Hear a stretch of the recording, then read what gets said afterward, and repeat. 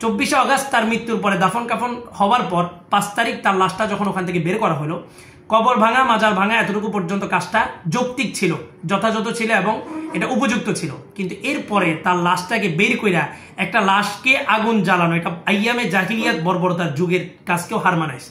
এটা একটা নেককারজনক কাজ। আসসালামু আলাইকুম ওয়া রাহমাতুল্লাহ। একটা হাদিস সম্পর্কে পর্যালোচনা করার জন্য ভিডিওটা ধারণ করা।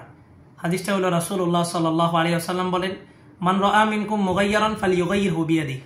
তোমাদের মধ্য থেকে সমাজে যদি কোনো অসঙ্গতি কারো দৃষ্টিগোচর হয়, সেই যেন স্বহস্তে সেটাকে দমন করে। ওমান লাম ইয়াস্তাতি' ফাবিলিসানি, যদি হাত দ্বারা দমন করতে সক্ষমতা না থাকে তাহলে সেই যেন মুখ দ্বারা প্রতিবাদ করে। ওমান লাম ইয়াস্তাতি' ফাবিকলবিহি ওয়া হাযা আদআফুল ঈমান, যে ব্যক্তি মুখ দ্বারা প্রতিবাদ করতেও সক্ষমতা নাই, সেই যেন অন্তরে অন্তরে ফিকির করে যে এই সমাজ থেকে এই নেককারজনক কাজটাকে কিভাবে দূর করা যায়। আর এটা ঈমানের একদম দুর্বল স্তর। রাসূলের এই হাদিসটাকে সামনে রেখে আমাদের সমাজের মধ্যে একটা টেন্ডেন্সি চালু হলো, যেখানে অসঙ্গতি দেখা যাবে সেখানে তাওহীদি জনতা লাঠিচার্জ করা শুরু করে দিই, আমরা সহজে সেটাকে দমন করা শুরু করি। এতে ইসলামের কিছুটা তুলনামূলক কাজ হলেও সংঘাতের দিকগুলো বেশি থাকে। ইমামে আজম আবু হানিফা রাহমাতুল্লাহ আলাইহি এই হাদিসটাকে 3টে স্টেপে বিভক্ত করছেন এবং 3 শ্রেণীর মানুষকে 3টা দায়িত্ব দিয়েছেন। তিনি বলেন এই হাদিসের ব্যাখ্যায়, এই মান রাআ মিনকুম মুগায়্যারান ফালইউগাইয়িরহু বিয়াদিহি, প্রথম স্টেপ যেটা হাত দ্বারা সহজে দমন করবে, ইমামে আজম আবু হানিফা বলেন ইলাল হুক্কাম, এই দায়িত্বটা চলে যাবে রাষ্ট্রবর্গ ব্যক্তিবর্গদের কাছে, রাষ্ট্রীয় ব্যক্তিবর্গদের কাছে, যারা প্রশাসন, ওনাদের কাছে এই দায়িত্বটা ন্যস্ত করা হবে।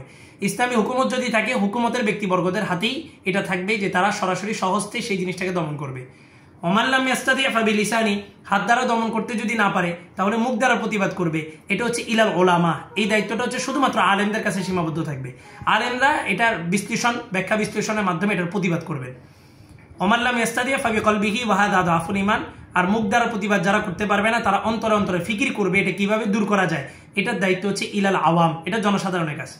কিন্তু আমরা এখন সমাজে যে কোনো কিছু যখন অসঙ্গতি দেখতেছি, সাথে সাথে জনসাধারণ সেটাকে সহজে প্রতিহত করতেছি, এটা কিন্তু আমাদের জন্য আগামীতে একটা ভয়াবহ রূপ ধারণ করবে, ইসলামের জন্য অনেকটা ক্ষতি হবে।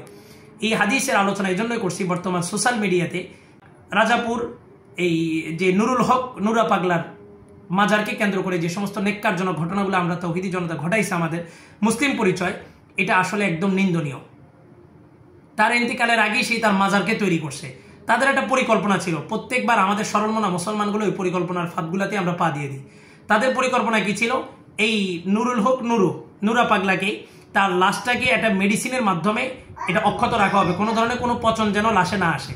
তো তাদের মাকসাদ কি ছিল? তারা চাইছিল যে নুরুল হক সেই যে আল্লাহর ওলি, এটা প্রমাণ করার জন্য 24 আগস্ট যার মৃত্যু হয়ে গেছে, দাফন কাফন হয়ে গেছে, 5 তারিখ পর্যন্ত তার লাশটা অক্ষত থাকা, তারা এটাই প্রমাণ করতে চাইছে যে সে মূলত আল্লাহর ওলি ছিল, নিজেকে খোদা দাবি করছে কিন্তু সে আল্লাহর ওলি ছিল, এই জন্য তার লাশটা পচন হয়নি।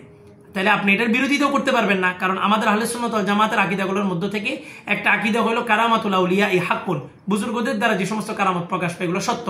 তাহলে তাদের ওই সমস্ত ফন্দিগুলোর মধ্যে আমরা পা দিছি, আমরা তাদের ট্যাপে পা দিছি। এখন কি হবে?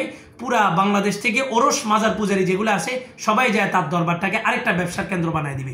তারা ওখান থেকে দৈনন্দিন লক্ষ লক্ষ টাকা, সিলেট এই মাজারগুলো থেকে যেভাবে ইনকাম সোর্স চালু হয়েছে, এই ভণ্ড মাজার পূজারীদের আরেকটা ইনকাম সোর্স আমরাই চালু করে দিচ্ছি আমাদের কাজের মাধ্যমে। এই জন্য সচেতনতা অবলম্বন করতে হবে, সুদূর পরিকল্পনা হাতে নিতে হবে। তারা সুদূর পরিকল্পনা হাতে নিয়ে জাল বিছায়, আর আমাদের সরলমনা মুসলমানরা আবেগ কন্ট্রোল করতে না পারে, এই যে ফালইউগাইয়িরহু বিয়াদিহি, যেটা ইলাল হুক্কাম, শাসকদের হাতে দায়িত্ব, ওই দায়িত্বটা জনসাধারণ হাতে নেওয়ার কারণে এই ইসলামের এই সমস্ত ত্রুটি বিচ্ছুতিগুলা মানুষের সামনে ধরা পড়তেছে। এগুলো আমাদের অসঙ্গতি। আমি আশা করি আমরা প্রত্যেকটা মুসলমান তাওহীদি জনতা এই সমস্ত কাজগুলা থেকে নিজেদের আবেগকে কন্ট্রোল করব। আশা করি আমার কথাগুলো সবাই বুঝতে পারছেন। আসসালামু আলাইকুম ওয়া রাহমাতুল্লাহ।